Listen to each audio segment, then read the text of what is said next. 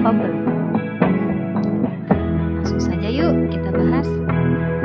Pasar yang pertama kita bahas adalah pasar monopoli. Mana dasarnya satu penjual. Karena di sini ada satu penjual, biasanya si penjual bertindak sebagai kasir. Pasar monopoli ini juga sangat sulit untuk dimasuki pesaing baru. Hal ini dikarenakan barang yang diperjualbelikan adalah yang unik. Sehingga pada pasar monopoli tidak akan ada barang substitusi atau barang penggantinya.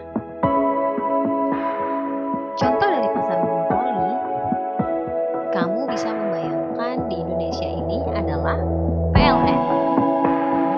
Tentunya tahu dong, PLN itu perusahaan yang bergerak di bidang listrik.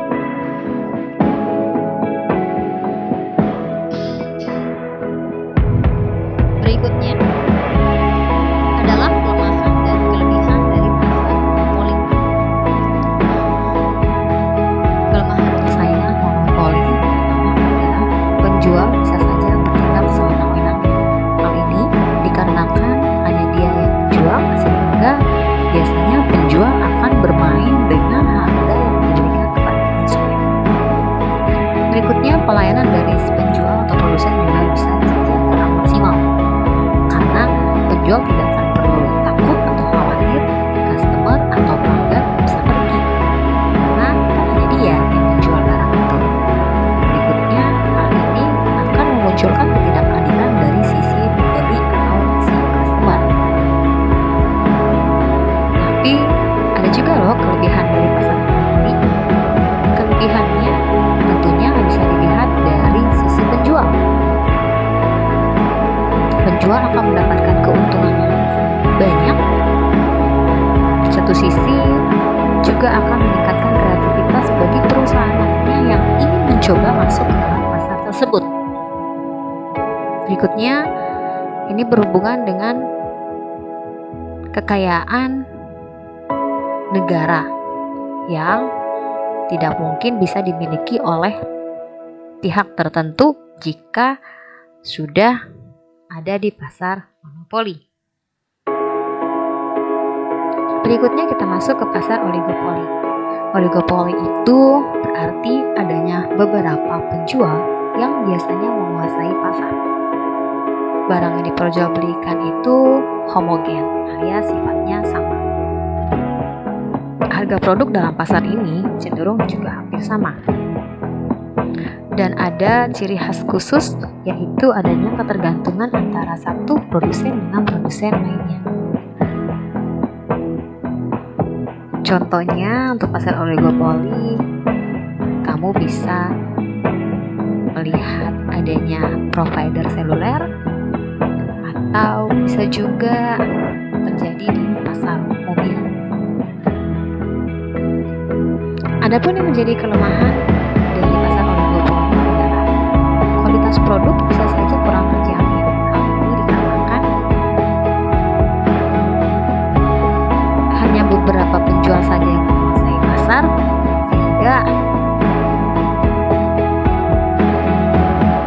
customer juga sudah melihat produsen tersebut, sehingga produsen tersebut tidak perlu lagi melihat produknya, bisa saja kurang terjamin. Bukan berarti tidak terjamin ya guys. Yang kedua, pasar oligopoli ini juga rentan terhadap manipulasi terhadap pembeli. Jadi bisa saja mereka melakukan kerjasama supaya manipulasi harga, yang kondisinya ini bisa merugikan pembeli.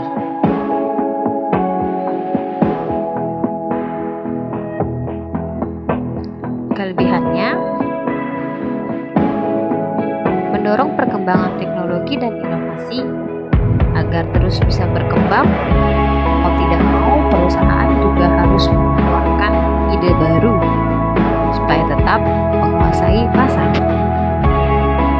Dan bagi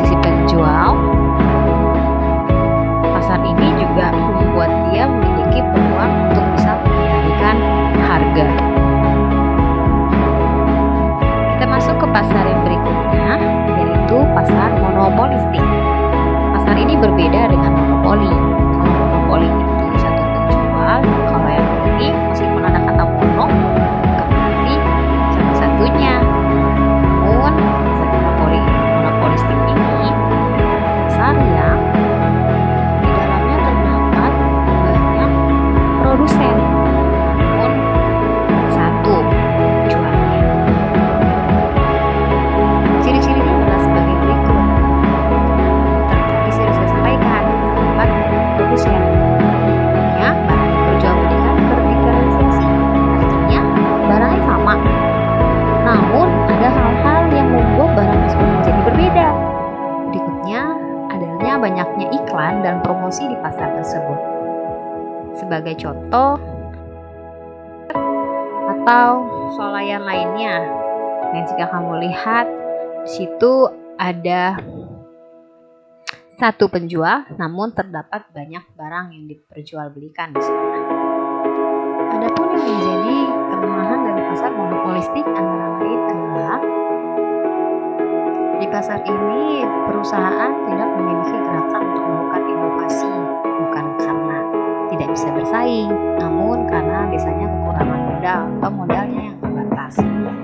Karena dalam pasar ini untuk mendapatkan keuntungan itu cenderung dapat dilakukan pada jangka panjang.